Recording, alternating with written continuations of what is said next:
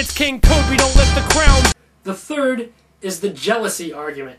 Many people have been cheated on, including me, and yes, it hurts your feelings. But jealousy is not what hurts your feelings the most. There are two other things that hurt one's feelings when they get cheated on. One is that their partner has been sneaking around and lying to them, something we wouldn't tolerate even from our friends. That is a perfectly fine reason to be upset. And the second is fear that they do not love you anymore and are going to leave you.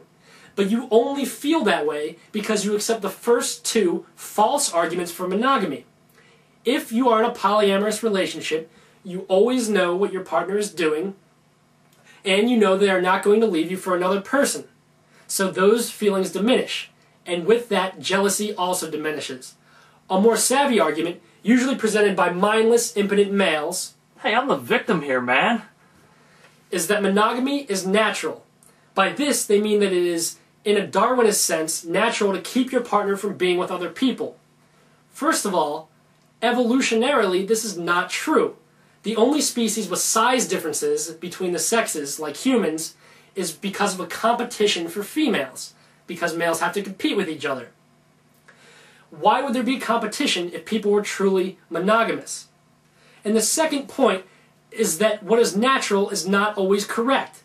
Another way to naturally protect your DNA is rape. Hell yeah.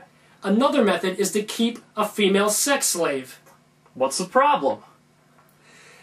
As most of us can see, what is natural is not always the best thing. Another natural way to protect your DNA is murder. Castration works just as well. Why don't you just kill every virile male who might share one of your females? That would be a surefire way to protect your DNA. But like I said, what is natural is not always the best thing.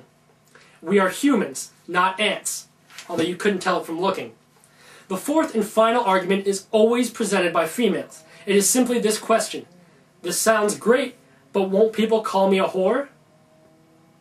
Listen, if you think polyamory is a good idea, and the only reason you are not doing it is because of what your parents, or your pinhead partner, or society, or some spirit in the sky would call you, you are a whore. Because being a whore is not all about sex. It's about allowing people to use you for their own satisfaction and thereby compromising yourself. The mindless monogamist is the whore. The polyamorous female could have consensual sex with 2 or 3 or virtually a whole YouTube cast full of men and still not be a whore, because she is making choices for her own happiness without regard to anyone else's. And because of that independence, she is not a whore. So my long-winded point is that it's 2007. It is not the 1900s anymore. Monogamy is as outdated as the nuclear family, capitalism, gasoline, and religion. Get your hands in the air for a special report.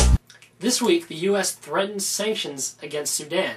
Sudan responded by saying they were going to threaten the world's supply of gum arabic, which is used to make one of America's favorite products, Coca-Cola.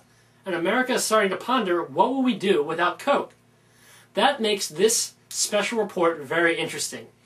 I'm Hayley, your Scottish foreign correspondent. And I'm Bryony, your English foreign correspondent. And we're going to start with one of my #1 favourite rants, which is, why the hell did Americans ban irn-bru?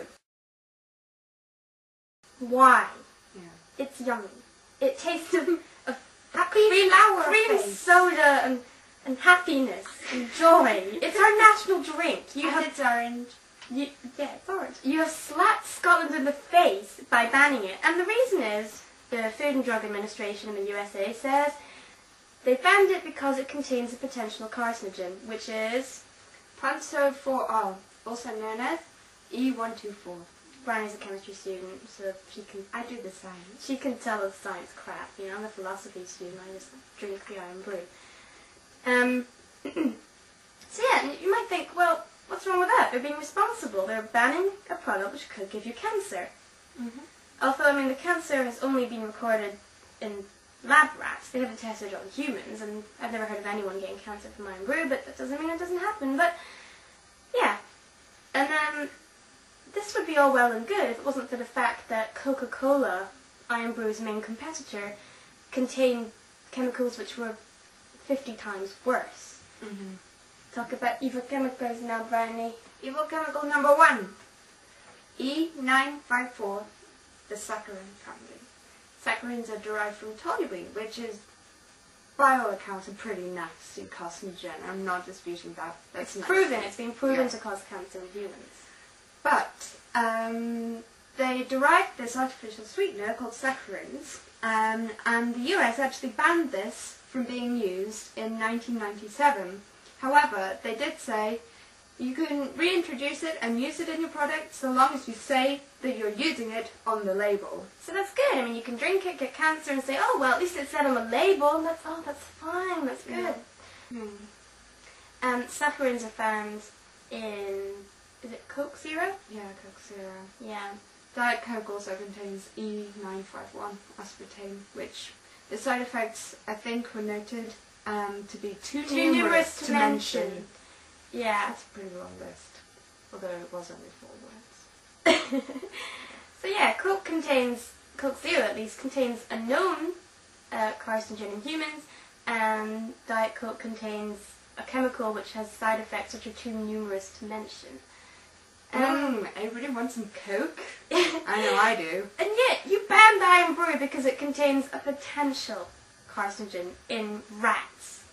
I mean, the thing is, the reason I think irn-bru was banned in America was because Scotland is one of the very few countries in the world in which another soft drink, other than any Coca-Cola products, actually outsells Coca-Cola.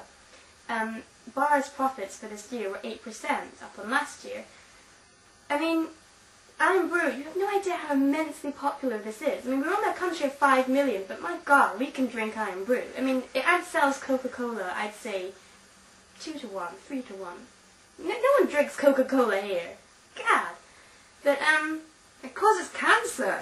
yeah! This only may cause cancer, and it's orange and fun. Anyway, And it's a great hangover cure. it's an amazing hangover cure, people. It contains iron in it from railway girders, and that railway girders, Jesus, in the morning, It's a hungover. scientific fact. Yeah. I mean, we've got, Coke here, but, haven't drunk all of that. Ugh, who wants to drink that? Anyway. I forgot what we're talking about. I can't understand why you would ban such an amazing drink. I mean, you guys have got cheese in a can, cheese in a spray can, and you've got sweeties that say on the front of them, contains artificial colours and flavourings. You boast about it. Yeah. And you ban it because it causes cancer in rats, allegedly. And if you want to get your hands on some irn-bru, you can get off Amazon for around about, I think it's $50 or 50 quid for 20 cans. I'm not sure. It's pretty expensive though, if you want to get it imported. And, if the Food and Drug Administration find out, then they're going to pull your ass, basically. Yep. We do recommend you go onto YouTube to look at the adverts. The adverts for irn-bru are pretty damn funny. Yeah. They are pretty good. They're pretty good. But the snowman one, that's That's my good. favourite, yeah. I like that one. And the song. Yeah. Everybody in the world loves irn-bru. Sorry. Right. Even though I used to be a man. Even though I used to be a man! It's good. I mean, would Coke ever come up with something like that? No. No, they just have that stupid, I want to teach the world to sing as they're getting cancer. For God's sake, Coke. Jesus. Anyway, that's pretty much our rant about irn-bru finished. In conclusion, my theory is that Coke probably, gave some money on the side to the FDA to ban irn-bru because it's, a pretty damn good competitor. And if it does so well in Scotland, then it's probably going to do well in America. Yeah. And we'll see their profits plummet. But, that's only speculation. I can't prove anything. But, very upset about that. To prove that we are actually in Scotland and not anywhere else, we went out for a day in St Andrews and, filmed all the local crap. And a flag! Barney's old work that she got fired from. Okay. Why did you get fired, Barney? The douchebag. This is how quaint. This is kill hire. And look, you get a plastic ski and do. And look, he's so manly. He's kill. Yeah. That's manly.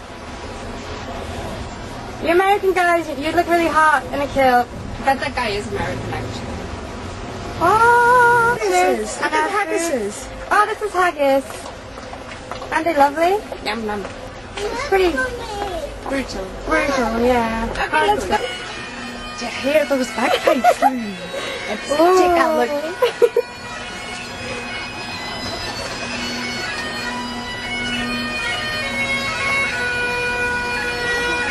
This is what my dad does. I live here. Beast of the week. This week's beast is Dr. fucking Death. God damn, what a beast!